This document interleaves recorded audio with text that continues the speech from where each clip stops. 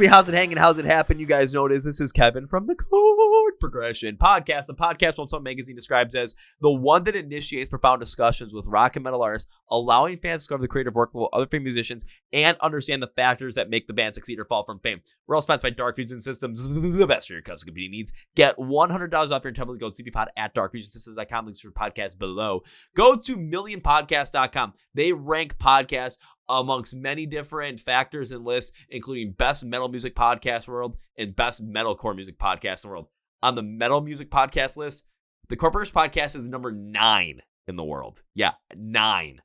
You want to know where for metalcore? Second. I wanted the number 1 spot in both of those really badly. And let's make it happen because this is incredible. Time to go to our feature presentation. Warped Tour. It came back in 2025 and it's back and it's even bigger in 2026 with 5 dates. So with them finishing up with their 30 Days of Warped Tour lineup announcements right now, who better to talk to than Mr. Kevin Lyman himself? Yes, Kevin Lyman's on the Chord Progression Podcast today. We talk about Warped Tour 2026. We talk about the legacy of Warped Tour continuing to bring so many great musical acts to you, from the biggest ones out there to those that you need to know about. We also talk about their legacy working with nonprofits, supporting the communities and the importance they put on that, and just get you ready to go to Warped Tour, basically. This is one of my favorite conversations of all time, and I'm so happy about this one. Get ready to enjoy. You guys ready? Let's go! Yeah. Well, ladies and gentlemen, boys and girls, listeners of the Chord Progression Podcast, a festival that has literally defined a generation, probably 2 generations at this point, when it comes to anybody that loves heavy music, the alternative scene, everything. And not only did it make so many childhoods, so many, formative years so great, the fact that it is back once again, hitting it hard in 2025 and now in 2026, 5 full dates going back to Washington, D.C., Long Beach, Orlando, and now going even further international as well, doing dates in Montreal and Mexico City. Warped Tour continues to be one of the greatest things of all time for heavy music, the alternative scene, you name it. And the best part about the 2026 festivals are I get to talk to the man behind the madness right now. So please welcome Mr. Kevin Lyman to the podcast. So Kevin, welcome. Well, thank you, Kevin, for having me. I'm glad to be with you today. I'm glad to have you here. First off, how is everything going in your world? As I know that the 30 days of Warped Tour, of the 30 days of announcements, are being wrapped up as we're speaking, ready to have everyone get the full lineups and get even more excited. Just how's it going, man? It's it's going great for me. It's going great. It's now we can talk to my marketing person, Janet, right now, who's probably pulling her hair out. Because I think what happened was, we had so many videos and the bands really got into them. They're like short movies. I think we're gonna have an award show after all this for the best, the best like usage of pre-existing content or things such as that. But, it's funny because this last, I think 24 hours, another 20 bands said, hey, we want to do it. We didn't do a video. We need to do a video. So I think, it's going to be a big weekend for a lot of announcements. But then again, it's not the end of Warped Tour announcements. We'll be announcing bands, I think, off and on all the way up until June, based on their radius clauses and some of the things they may have going on. And we try to blend in. So we, work with these bands so they can be part of Warped Tour. I think that's also one big thing that's making Warped Tour special, not only how special it always has been, but now with this kind of being the second iteration after that, those couple of years off, where now it's really taking those bands, and a lot of these bands, a lot of these artists, especially the younger ones, grew up on Warped Tour, grew up going to those shows. I even think I saw today that they were recording this, the announcement from Silly Goose that they were playing a couple of dates. And of course, they're always going to put something together that's going to be ridiculously funny. So you're seeing so many of these artists get involved with this, and it's becoming an event when it comes to the Warped Tour lineup rollout. It's creative in a way that we're really not seeing from other festivals. We're seeing other festivals, they're dropping different bands at different times to kind of get the hype going for the festival, for the lineup release, but they're not doing it in a way where it's like this, where the bands are involved, the bands are being creative, and you're absolutely honing in on the creativity and the personality that, you've always created with this whole entire thing. Yeah, it's hard this day and age because we are trying to build up these bands to give them their presence, and I'm now a full-time professor. So I spend a lot of time talking to young people, and You might have people dropping in and out while we do this. It's Okay. okay. I'm in the middle of teaching, so I got to be able to do it. Yeah, Because that's that's fine. a podcast, but I'll be done in about 30 minutes. Okay. All right. So, sorry about that. We're gonna have a little bit of in and out, you guys. I'm multitasking. So when I'm doing this podcast today, I'm sitting here in my office between classes. But it is one of our ways to actually develop. And I have these resources. These students come by my office all the time, and I talk to them, and I'm teaching, and I say, how many lines do you look at a poster before you decide if you like the lineup? And it's really strange, but you talk to the average person now, and they're saying about two. Really? Yeah, they look and that it's just psychologically they look at, oh, I like that because those, but I'm like, well, with Warped Tour, we have to, I mean, it's about helping these artists get bigger. It always has been. And we also have those great bands. Like it's awesome you're wearing your Rise Against shirt today. One of my favorite bands came out and crushed it in Long Beach last year. We'll be seeing them again in some cities this year. It's so important to try to let those bands have their moment. Like you did mention Silly Goose. Uh, a lot of people won't know who they are, but you know what? Those videos are getting 100 to 200,000 views, and you know they're making another couple thousand fans out of those. And it's fun. We took a band last week where they got arrested in Long Beach for playing on top of a truck out on the street, Mhm. and we said, "Oh, we got to book them this year." So they did a really fun video. Their audience just doubled overnight because they are a good band. They're a Mhm. cool band. Just not we, you know, all we can do is hopefully lend a hand up. And that's what we try to do with Warp, not only with the bands, but with the nonprofits that we have, the brands that come out there, the young vendors that come out and are part of the Warp Tour, just trying to keep this scene it not become something that fades away. It's something that's been strong for so many years. If we can be a piece of keeping it strong and bring new things into it, I'll do it as long as I can.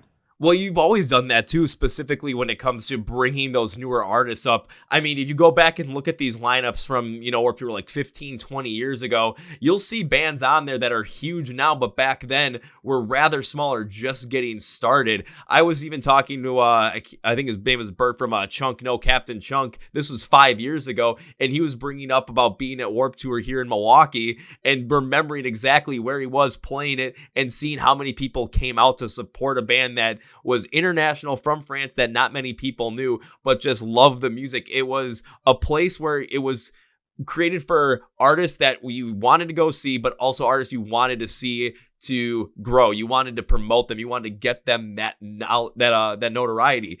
And with all these other festivals out there, yeah, I'm going to be a little bit different than looking at the top two lines. It was like with other festivals, I'm looking at everything because I'm so invested in this kind of music. But I know the average person isn't. And you got to find a way to make sure that these artists that people don't really know have their time to shine. And people say, I want to go see them. I'm interested in seeing what they're doing. Seeing a video of a band getting arrested on top of a truck outside the festival and then booking them the next year and having them tie that into the video, that's something where people are going to look and say, I got to mark that band down and make sure that when the lineup comes out, when the schedule comes out on the day of, I can go and make sure that I am seeing them live and having a blast in the crowd, whether it's just up on the barricade, in the back, having a beer, or in the pit like I would be. And I like how you're from Milwaukee. Everything's about having a beer. That's awesome. Yeah. It's always about having a beer in Milwaukee. I like that I like that. I'm glad you just told me you're over in Milwaukee. I love Milwaukee. It was always a great Warped Tour town. Fun to come down there and do the waterfront down there and going all the way back to the rave at an Mhm. Eagles Ballroom. You might be too young to remember, but Warped Tour played Eagles Ballroom and the rave back in the day.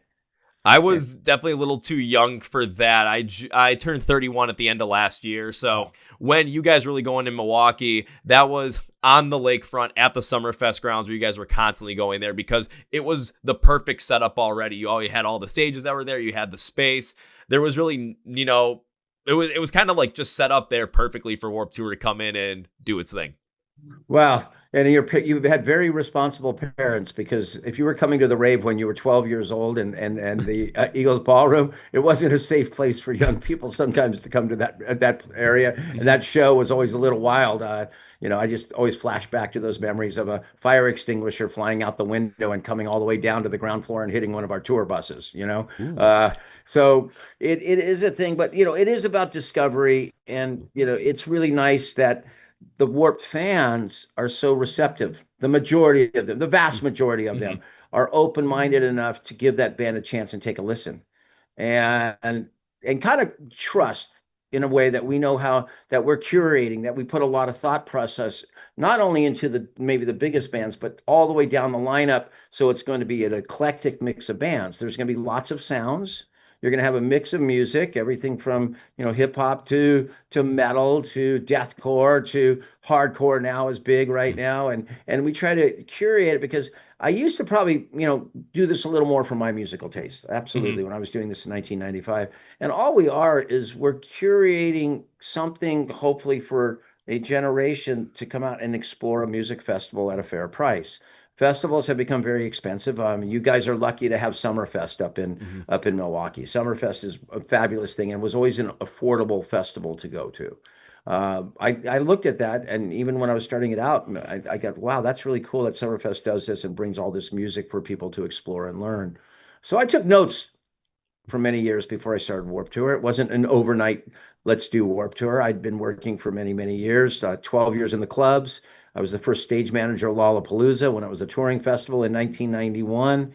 So I was kind of observing and learning from my environment. And you go back to those bands, those smallest bands, just think about Blink 182. Mm-hmm. They were the smallest band on Warp Tour one year. The Deftones were a small band on Warp Tour. My Chemical Romance and Fall Out Boy, Haley Williams and Paramore. They were all on those small stages at some point. And it took that Warped fan that has the real open mind to music, and you guys have that mind to go, I want to check them out. I give enough faith that they will book something that we should check out. Now, sometimes that didn't wasn't your taste, but sometimes you were like, oh, I see why they brought them here first.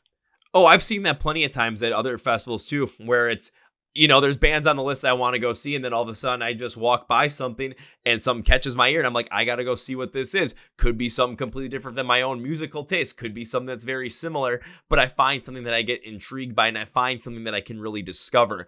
And it does continue down the path of what Warped Tour always has stood for. What you brought up with, in the early days, Blink 182 was once the smallest band, Fall Out Boy, My Chemical Romance, Haley Williams, and Paramore. Now there's some bands that are on there that, when we were seeing them, when we were going to Warped Tour, that may have been some of those smaller bands on the list, and now are some of the biggest bands in the heavy music scene. A Day to Remember, Ice Nine Kills is a great example of one where seeing where they've gone since like 2018. Now it's something where I'm seeing them play larger and larger venues every single time they go out. And we're continuing to see not only those large bands that had always been a part of Warped Tour that were the smallest bands at one point coming back. We're seeing the bands that grew up in Warped Tour now coming back to be these super strong bands, and the kids that grew up going to Warped Tour starting music and becoming part of this as well. Because I even looked through all the list of what I could see at that moment in time when I was going through everything. I'm like, what bands, if I were going to any single dates, would I make sure to see?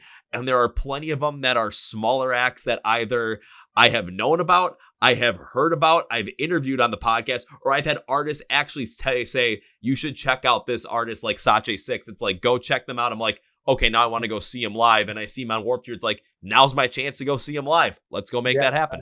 I mean, you are hitting on a couple names there. Sachi Six is definitely people. A year ago, we put them on a few shows. This year, they're coming back for some shows. Everyone's starting to talk about it. And that's a band that's everyone's talking about. Mm-hmm. But you brought up Ice Nine Kills. The Ice Nine Kills was on that smallest stage. They were in a shitty record deal at one point with this pretty bad guy. Nice people, though. Spencer and that crew are really nice. I wanted to support them because I knew when you're young, you make a bad decision sometimes. And I think they got involved with people because, that's what happens. And that's a band that I'm so proud of watching their career. And it just keeps going and going. I think 2027, it's already growing, but I think 2027 is going to be the year of Ice Nine Kills, to where they become that name that like everyone goes, oh wow! I mean, they've had great years. Don't get me wrong; they're gonna have a lot of fans, but I think next year is gonna be a breakout year in 2027 for Ice Nine Kills. You can quote me on that. I'll say it's kind of weird to say like breakout year for Ice Nine Kills, because I remember this when the Silver Scream came out in 2018. I remember being so psyched for Welcome to Horrorwood in 2021, and then it's like every other year it's okay. Now they're doing a great song that's based on Sound Slams. Now they're doing the song for Terrifier. They recently released the song for Scream 7. Yeah. It's like it just keeps growing and growing within the niche that they've created for themselves. But that creativity and that kind of sound, it doesn't catch on unless we go and see it, unless we go and experience it, and unless there are people that we can get behind it and say, hey, we got to get this out there. We got to support this. And that's where Warped Tour always has come in and always come in strong. Finding those artists that, people are going to love, people are going to want to hear, but they just don't know it yet, and presenting it to them in a way that now, of course, with how big it always is, especially in the zeitgeist of overall heavy music and alternative culture, it's known as a place where it's like you see an artist that's on there, especially if they're small, you're giving them a chance to show themselves to the world by announcing them, by letting them do the announcements themselves as well. You're making it an event even before. You're making everything an event for these specific artists to get in front of people and get people to know them. Yeah, and that's all it takes. Sometimes that extra spark, and I think that it's like Pierce the Veil wasn't a household name 5 years ago, Yeah. and now look at them; they're headlining festivals all over the country. So we're gonna keep plugging away. But also important to me is that we've been able to reconnect with our nonprofits and bringing in so many of the nonprofits and the community things that we used to be known for when we came to your town. And it's fun we have our standard, some of the people that we've been around to write Love on Our Arms and keep abreast, but then some of these younger nonprofits that are reaching out to me, these organizations, and how diverse the music's gotten. How many more, when you have so many African-American artists playing, Paradox, Magnolia Park, Twin Nova, and on and on and on, so many bands. And then you've got so many females right now. This is like, man, they are taking over. The female artists out there that are so strong. It used to be there wasn't a lot, but I think something post-pandemic has given people. It's been tough. It's coming out of that, but I think it's given a lot of people a confidence that they can do anything. That they came out and they're going, I'm going to enjoy life. I'm going to do what I can. I'm going to try new things. Oh, if I feel like singing in a band, I can do it. I'm not scared of doing that, because you know what? Life is fragile, as we all know, post-pandemic. The pandemic made us all aware that we better start living our lives in a way. And then you throw in the crazy mix of what's going on in the world outside of music. That's what we try to do, is create at least an experience for you to kind of inspire you to maybe do something of your own and make it your own. That's always been a big thing, especially in the alternative music scene, or especially fans of that scene as well. I see it all the time. I mean, this is what I'm doing here. I'm talking with you, doing this over 7 years, over 700 episodes, talking to artists and having a great time with it, because I want to start something for myself. I wanted that creativity. The pandemic was a huge help in that, in terms of having something to continue to drive myself during that time. But when we're taking a look at the artists, well, like you're bringing up, we've seen just this massive explosion in the alternative scene, this massive explosion of heavy music since the pandemic. And I had a conversation with Zach, the drummer for Dayseeker, around this. One thing that he brought up was, during that time, it was like everyone was experiencing this music for the first time, because there was so much new stuff they were experiencing on TikTok. All together, it was a shared experience. So now more and more people are getting into it, more people that connect with it, relate to it, whether it was heavy music or seeing artists that are either female fronted or all female really taking that mantle as well. I wrote down some of them that I've either had in the podcast or I've wanted to see, like Honey Revenge, Meet Me at the Altar, Rose Colored World, Hot Milk, Dying Wish, that you're bringing onto this. And all of them sound completely different as well. But I would want to go see all of them based on the fact that they're just that good. And why not go give them a shot, especially if you don't know who they are? You can have one of the best times of your life, especially go see Dying Wish and go throw down the pit and have an absolute blast. But it's something where now people have that shared experience once again of discovering music, like they did maybe when they were going with their friends to Warped Tour back in the 2010s and 2000s, back when they were discovering music all together with CDs, or the internet wasn't as prominent as it is today and everything was so segmented because of it. Now that that's there, we basically get to do it again because of Warped Tour, because of these festivals, all on a grander stage. And it's incredible to see because we got to do it when we were younger and we get to do it now when we're adults. Exactly. And we're bringing new people into the scene. And I think for us, it was a lot to do with that ticket price that we're charging, that people can explore it, when it's $150 for a 2-day festival. It also limits some of the artists that we can get because our economic models just don't match up. And it's no harm, no foul. It's, I still love those bands, and I'm sure they have fond memories of Warped, but it just doesn't match up right now. Now the door is always open for people, and we'll always be, where there might be a time and place where some people can come. But I think the bands that play Warped, were very nice to me at the end when we came back, and they said we play lots of festivals because that's how you make money. You make money playing live shows, but it felt like coming home to play Warped Tour. We had the stage managers, we had some of the people around, even though this new incarnation has larger stages and video and lights and lots of, seems like more fireworks, but it just felt the vibe backstage was everyone was hanging out. It was a reunion. We had a lot of fun stuff backstage. We had strange pop-up sets where you're wearing the shirt of Rise Against, and they did a show backstage for all their friends. Really? Yeah, in Long Beach, they played. It was a charity thing. We brought a bunch of kids that supported our charities in, and then everyone was hanging out because we had this big backstage lounge, and there jumps up on a stage Rise Against plays, an acoustic set. How cool is that? And then the next day, All American Rejects played. They did their like backyard party, but on backstage at Warped Tour. Where the hell was I last year? Not in Long Beach, apparently, where I should have been. We did it also in Orlando, and we did different things. And, I needed to go away for a while to get re-energized to do this. When I stopped it, I just felt I had done everything I possibly could with this project, probably longer than anyone thought it would ever last. And it was just time to go do other things. And I've been doing, one of the other projects is the summer school tour, which I'm involved in. And we've just announced that. And honestly, it was strange. We were just booking the best music possible. And the other day I looked at it and go, oh, wow, the only band that's not a female lead singer is Games We Play. I mean, South Arcade, Honey Revenge, Chase Petra. I'm like, wow, this is awesome. It wasn't even a thought in booking. Like, some people will give you a hard time and say, you're just booking good music. Yeah. And you're just trying to book good music people want to hear. And it doesn't matter who's playing it and what, but there's a lot of amazing music out right now.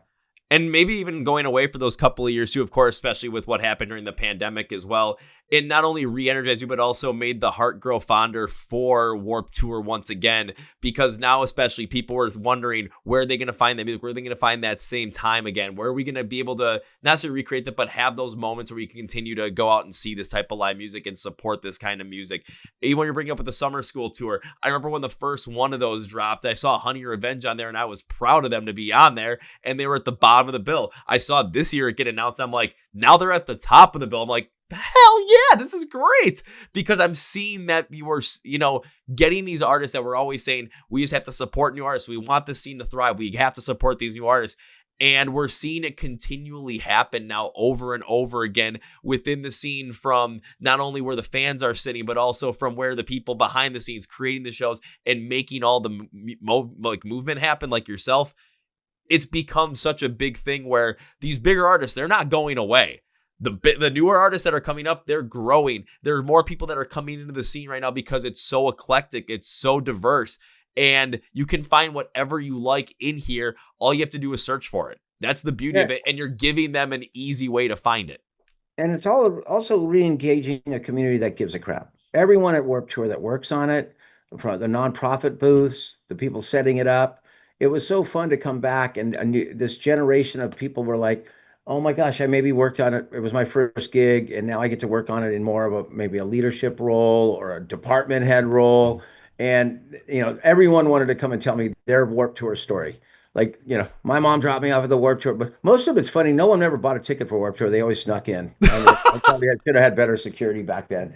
But, so many people tell me their stories of coming to Warped Tour and getting turned on to wanting to work in the business. And you go, people go, what's your legacy, I guess? And I go walk backstage at any festival and see so many people that started in those parking lots. Just like those bands on the stage, the people around it, it meant a lot too. And you wouldn't do Warped Tour if you had people that didn't care about it. If you just had people, there's a lot of people that just work on a show, that's their job. there's Warp Tour was like they're all can have part and ideas that are respected. That's what I try to do. I learned to be a good listener, and I think that's an important part of what I try to do. I also realized that there was a time to go away. I think people were taking Warp Tour for granted. They just thought, oh, it'll be here next year. It'll be here next year. Something like this takes nurturing and hard work to keep going.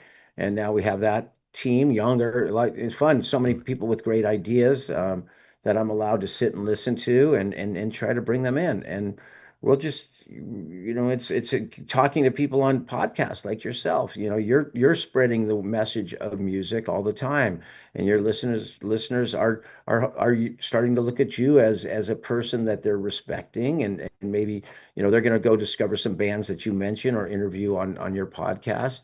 I mean, it's the way we communicate, where we used to communicate in different ways. Maybe a fanzine, even though fanzines are coming back. I love that. We're gonna have fanzines. I've invited them up. I'm inviting them out to have to interview Nice. bands backstage. Let's get the fanzines back. People want to slow down a little. Social media is bombing them. Your feed bombs you all day long. I guess we're guilty of that right now with these videos we're sending out. But I think people want to dig in deeper and learn more about their bands, and that's what fanzines do. That's what podcasts do. Mhm. You get to go a little deeper into people's lives than the scroll. Oh, The I scroll, agree. the scroll is the bang. People like yourselves are the foundation. Oh, absolutely. I think that's one of the main reasons I love doing this podcast is, again, doing so many that I've done. I've not only been able to discover new bands, but also have conversations like we're having here. And it's like, okay, you got a new music coming out, you got a new song coming out. I have no idea where the conversation is going to go. Let's just let it roll because we get to discover the authentic them. We actually get to see who they are. We get to experience them. We get to experience the music with them at the exact same time as well. I know a band that recently got announced, I think maybe at the beginning of this week, a band called Caskets. I've had them on the podcast 4 times, and every single time it just keeps getting better and better talking to them. And I love watching that rise as well. And I remember first talking to them back in 2021 when they were forced to change their names from Captives to Caskets. I wanted to pick it up. I wanted to talk about it. And now every chance I get to go see them, I make it happen because it's not only something that I'm closely connected to, but because I really like their music as well. I never would have found it had I not decided to dive deep. I have friends that maybe would never discover them had I not decided to dive deep into it and present it. And that's been a big thing for me too. I want to get my favorite bands on this podcast. I want to be able to deliver the best bands possible. But at the same time, I never wanted to lose out on bringing those newer artists in here because that's how you support growing music. That's how you support this to continue being as good as possible. And hell, I could bring on an artist that maybe has, 1,000 listeners on Spotify, but if they've got a great sound, I want to know about them and I want people to know about them. So we present them. Why not? Why not? And that makes a healthy ecosystem. It only works if everyone, and Warped used to be that kind of hub of the ecosystem a little bit, for lack of a better word. Indie labels having booths out there, fanzines and school newspapers, reporters being able to come and interview bands backstage. It's a little trickier, duplicating what we can when it's just weekend shows. When we were on the road for 2 months together, living together and being able to do that. But that's my challenge, is how to make it feel when you walk through those gates that a fan felt welcome and they felt like they were kind of coming into. It's what happens between the stages. Those bands are going to be great, but it's everything that's going on between the stages. The problem the age-old problem of not having enough toilet paper in outhouses, we're constantly trying to figure out. That's still going to be a festival problem no matter what we do. We're trying to make ways to do it. If there's anyone listening to your podcast that is a toilet paper company, maybe you can come sponsor it and we can give everyone their own roll and say you have your own roll of toilet paper. And if you decide to throw it out of the stage as TP, sorry, you're out of luck. You'll have to go find some on the ground. But it might be easier that way to hand everyone a roll on the way into the show. I think the only one that you will not have a problem with TP at is the Montreal date because a date remembers playing and they will always throw toilet paper during All Signs Point to Lauderdale. And it's always just a glorious, glorious mess of TP flying everywhere. It's better than the old days in Montreal. They used to just rip up the turf and throw grass at the bands. Oh my God! Yeah. Really? Now that's got a surface where we're playing it, but it's the old site, And it used to always be they have like sod down because that's how they did it for the summer. And literally the kids would rip up the whole sod and throw it. That was like that meant they love you in France if they hit you with a dirt clod in the head. It was funny. I had to like threaten, say the next kid that throws a dirt clod at a band, I'm going to come and take out of the venue myself. And I actually did. I ran all the way through the venue, came up behind him and said, I'm the guy from the stage. You get to leave and use him as an example. I hated to do that, but man, it was gnarly. They would throw, I mean, dump trucks full of sod at the stage. That meant I think it's a term of it. It's like they love you in France in Montreal. As they're cursing you out in French and throwing dirt, that's a sign that they love you.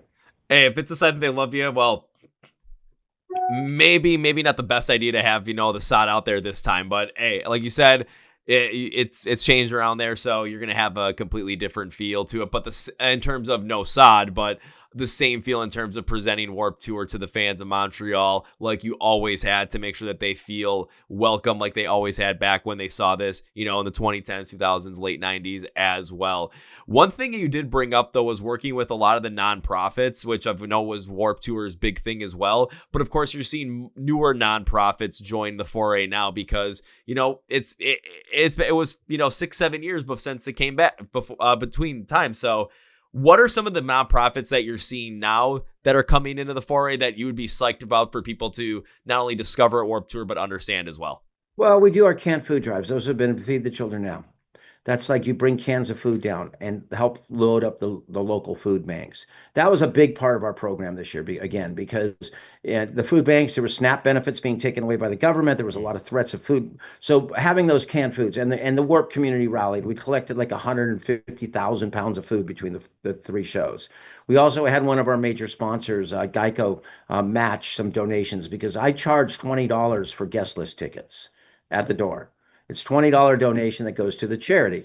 And then we had Geico match that. So we were able to leave about $30,000 behind in Florida for the local nonprofit to help the food banks.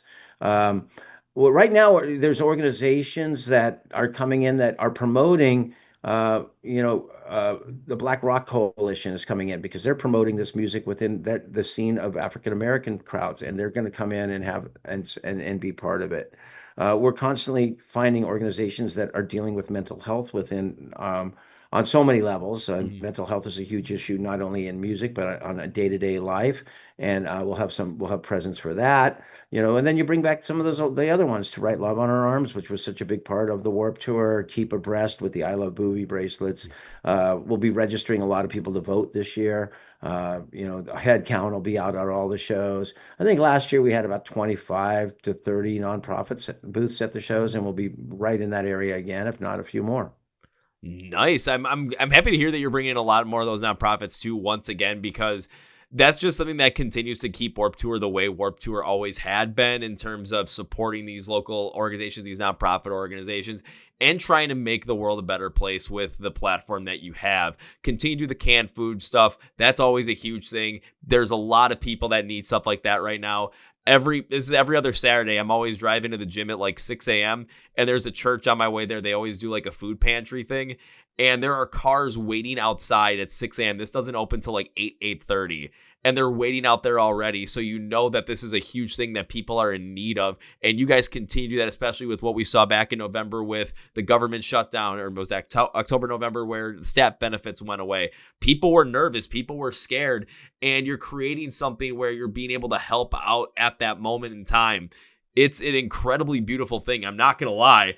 And you really don't see that really anywhere else within the music space of not only bringing the great new music and great old music that we've always loved and creating that great environment, but helping out with the platform that you have to extra heights that, the community cares about, but is it viable to really do in the long term for a festival?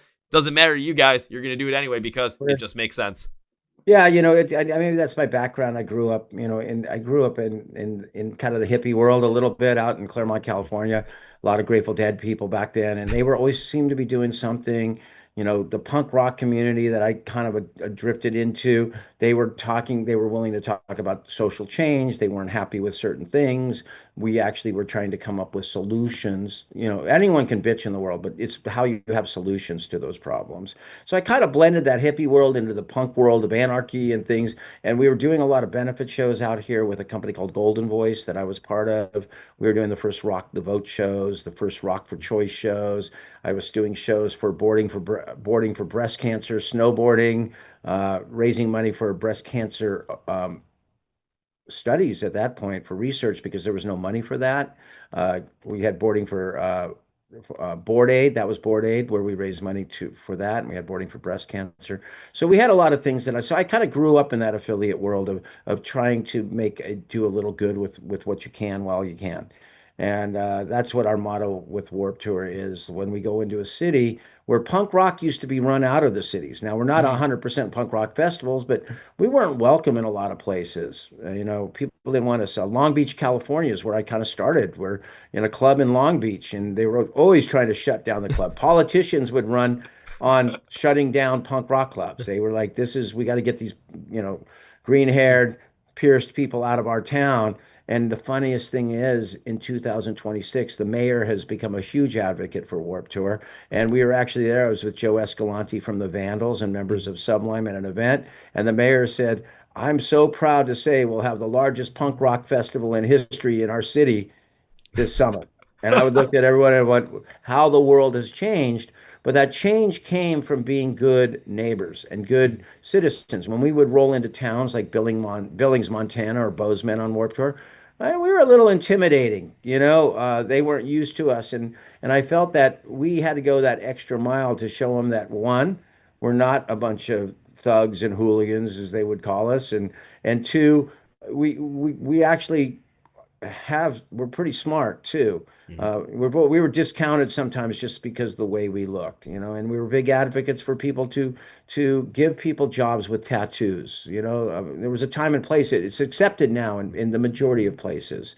Maybe they're trying to roll back the clock in some places, but there was a place where we couldn't get jobs, and these people were hard workers, and they just through perseverance and hard work, just like the bands I work with, break through to a larger level. They're not played on it used to be not being played on the radio. They don't do certain things, but you know what?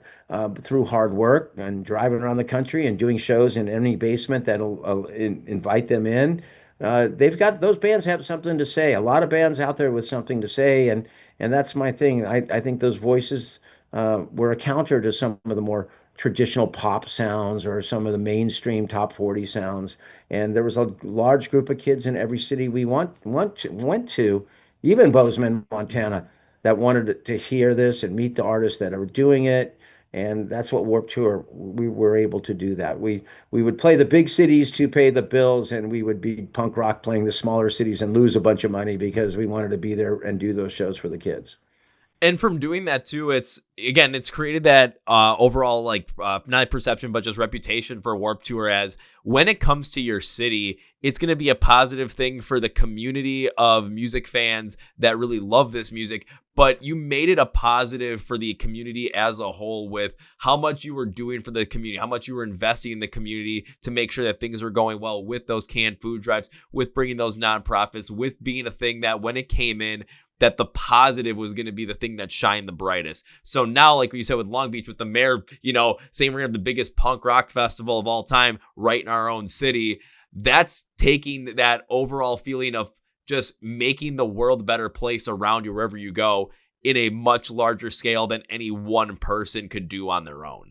It is an incredible piece of just success over the long term that not only you created and had for almost 25 years, but then after the I would say the break period of Warp Tour, come back, not only pick up where you left off, but continue doing even a grander scale. That is an achievement in itself that should never be understated. Yeah, we were, it was one of those things. And, I think a lot of people might not know going back into Warp Tour, we didn't get many days off. We worked, 20 shows in a row, up to 25 cities in a row, built that city every day. But each summer since Hurricane Katrina many years ago in New Orleans, we would take a day off on the tour. We only got very few, maybe 6 days off all summer.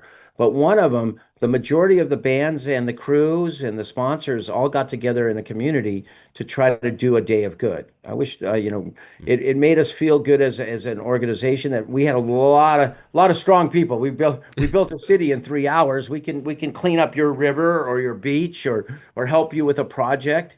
And that Warp Give Back Day was a big part of what we did on Warp Tour. We did things from the hurricane cleanup. We did Hurricane Sandy cleanup. We did Gettysburg battlefield maintenance one time because it was all overgrown, and we cleaned the whole place up. We did Monterey Bay seaweed collection for an invasive seaweed they needed to get out of the harbor. Well, just put the Warp Tour crew on it. They'll get to work. We did flood cleanup in Nashville. And those are the things we remember as friends. Like shows are shows our job. Like putting on good shows for people is a job. People don't realize that sometimes it's the band's job, it's the crew's job. But it was what we did on those days off are the memories that bring up. We have a big wedding this weekend. I'm actually officiating my first wedding for two people who met on Warp Tour. And I'm sure there's going to be a lot of people from the past Warp Tours at this, and I'm sure the stories will start coming out. And I'm sure majority of the stories are not going to be about the shows. It's going to be about what we did on our days off or on the evenings off or whatever, that camaraderie and family that you gain from being on the road with people. I mean, you're making it so I'm wondering, like, what are these, if they're going to be doing any days of good, even I know that's, these are weekend dates for these 5 days. But of course, Warped Tour has taken on a completely different life of its own beyond even just being that summer festival, that summer traveling festival. Are there any days of good that are going to be happening throughout 2026? We are working on a couple coming up here. Maybe one on the beach cleanup. We're there. They will become part of this now that we've got the festivals up and running. It took a lot to get this back up and running. Now we can start thinking about how do we extend that community. Some of these free shows we've been doing. Out here, we did one with the Anaheim Ducks hockey on Friday night. We did a whole thing where we, went down. We introduced Wild Wing, their mascot, and I went out on the ice and pretended I was looking for Wild Wing to tell them about a band that we were announcing, and then Thrice walked out, and we announced. And since they are from Orange County, and then we did some DJing and we did a bunch of content, and so many people came up to me that, wow, we're like, they're not connected with music like they used to be. They've gone on in their lives to jobs and they're not necessarily, we're like coming up to me and go, oh my God, I'm here with my girlfriends at the game. And we came to Warp Tour in 2009. Oh my God, it sparked so many memories. We're going to have to get together and go this year, because you could go to Warp Tour and you can get caught up on all your music in a matter of 2 days. And one of the things but then I was really happy with about 30% of the people that came to Warp Tour had never been to a festival or a concert. They were all new people. And that makes a brand strong. That's what my goal was, to introduce new people to what this is all about. I mean, bringing 30% of people that never even been to a show or been to a festival into this and giving them the space to be confident enough to go and do this, whether it's with a group of friends or maybe even some people just did it on their own and said, I got to give this a shot. It's a moment that is, especially in that case, can be very, very fragile in terms of, something goes wrong now. There's a lot of bad things that can happen there, but if something goes right, now you essentially have that fan for life. You've introduced some music and you've created that positive response back to it. That was the same thing with me. It's like, I remember going to shows when I was younger and it's like, yeah, I had good times. And then all of a sudden some things turned in my life and things weren't so good.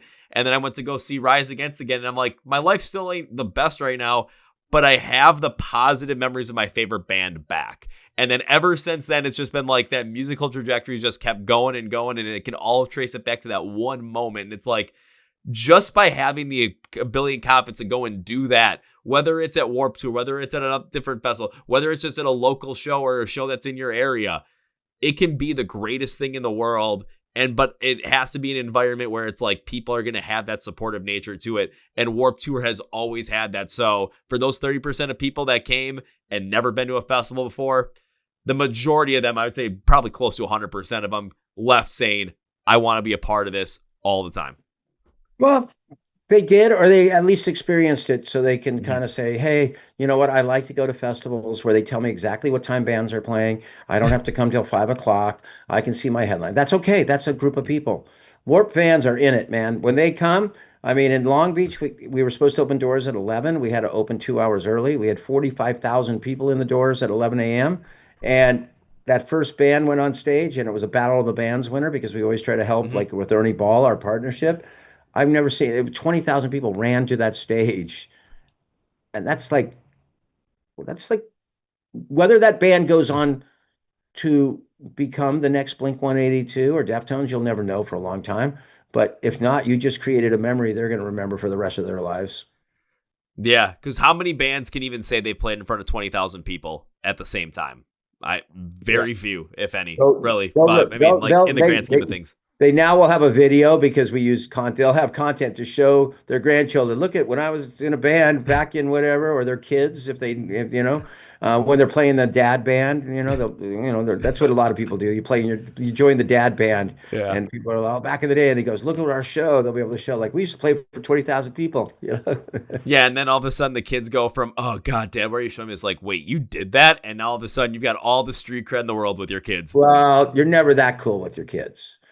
Most dads have to walk 10 feet behind, 20 feet behind their children. That's just the rule. Like, if you're a lawyer, if you're a doctor, you go to the 20-foot line. 10 feet line, it's like maybe just that the dad's just working and he's cool and, kind of cool, but you get to go 10 feet. Okay, People, but I'll then say, maybe if you were in a band, you only have to be 5 feet behind.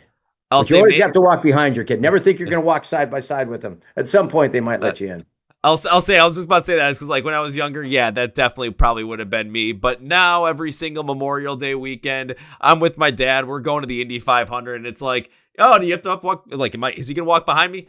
Absolutely not. We're walking in together, and by the time we're done with the race, it's like this was one of the best things we've ever done. It's Yeah, always that way, and it's you don't gotta walk 10 feet by me. I'm not gonna make that happen. No. This is yeah, my dad. It's a cool dude. yeah, yeah. It comes back around. It It comes, all it comes comes back back around, and around. well, Yeah. Kevin, I know we're getting close on time here. Yeah, we're getting close to the end here because I Th- got to get ready for class. There's Thank one more question I got to you. ask you, and it's a question that I love asking anybody that comes podcast artists, now yourself as well. And it's a question that has shown me many artists like Jutes, like Sachi Six, and I want to be able to kind of take that Warp Tour idea of bringing new artists to light and getting more people interested in the artists that you love as well. We could go on all day for this, but I'm going to make it tough and limit it to 3. But Kevin, can you name me 3 bands or artists that you love that you would love to see more people get into right now? Well, I have been a bit, and they're getting into them. It's definitely coming along in the sense that people are really getting into into Honey Revenge. Mhm. I just think that's going to be the band that is going to come through really quick. Uh, I like this band, Rose Colored World, right now. Definitely kind of it's really cool, and it's nice to see some of these bands that are coming up. I only got one more to tell you. I'm just kind of going in my mind right now. Uh, so people know I kind of like. Oh God, I can't give the last band. Good Sleepy is kind of going to be kind of fun out on Warp Tour. Those are 3 good choices, and I know that from after reading Honey Revenge and Rose Color World, if they find out that you mentioned them, they're gonna lose it in the best way possible. So I just think there's so many. I mean, there's those stages that are, our stages 4 through 8 on the shows, or 6 through, 4 through, are just bangers too. You could go over there and spend your whole day and just have a great time. oh, you can go anywhere on Warp Tour, spend your whole day, and have a great time. But Kevin, I want to thank you for taking the time today to join us on the podcast. I truly appreciate it. I'm going to end this with 3 things. First things first. Yes, everybody, Warp Tour is back in 2026 in 5 different locations as well.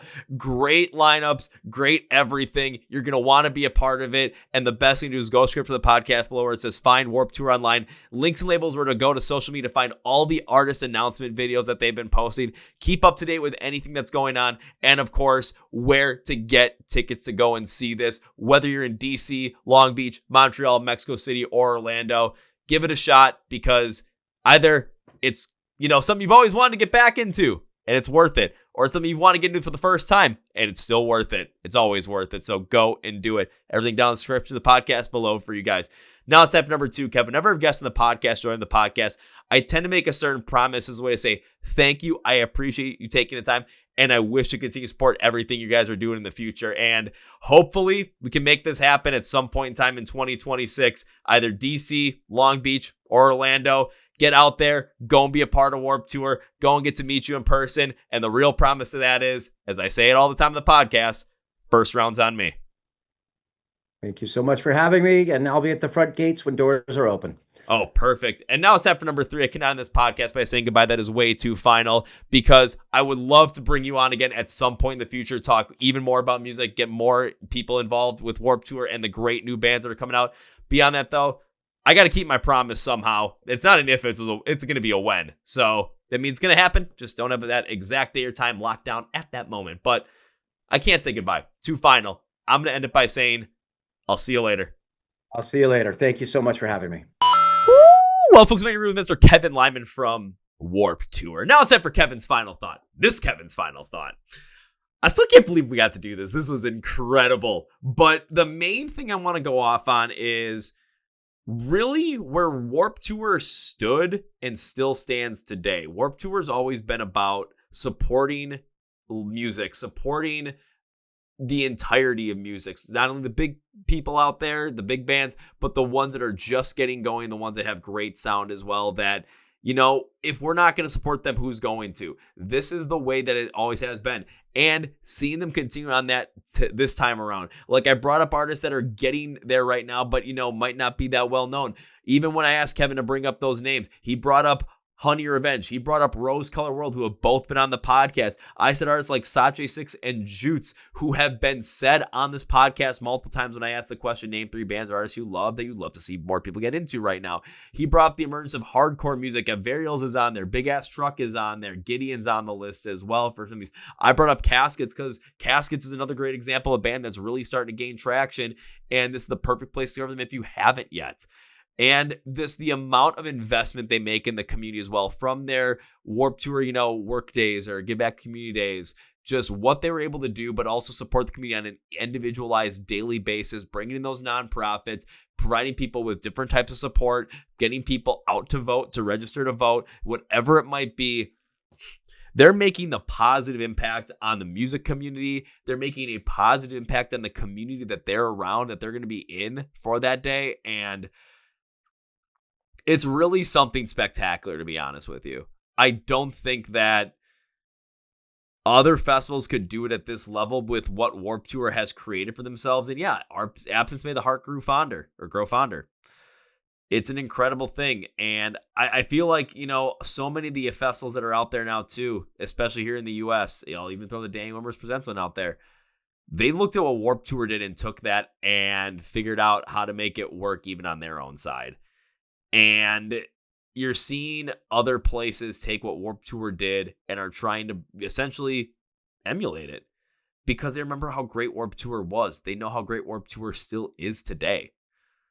And it's something that is incredible that we get to continue to be a part of this almost, over 30 years after its inception. I want to thank Kevin for coming on the podcast today. When it comes to Warped Tour, when it comes to being able to get your tickets to go and see one of those 5 days, DC, Long Beach, Montreal, Mexico City, or Orlando, go screw the podcast below. Links and labels for everything will be down there, of course, so you can watch all the announcement videos as well. Please also follow along with us on the Chord Progression Podcast. We're on Facebook, Twitter, and Instagram. Hit subscribe on YouTube, which is right down here if you're on YouTube. Spotify, Apple Podcasts, hit that like or subscribe button or the follow button. Also hit like on this episode as well to help push in the algorithm. And tell me this. Are you going to Warped Tour this year?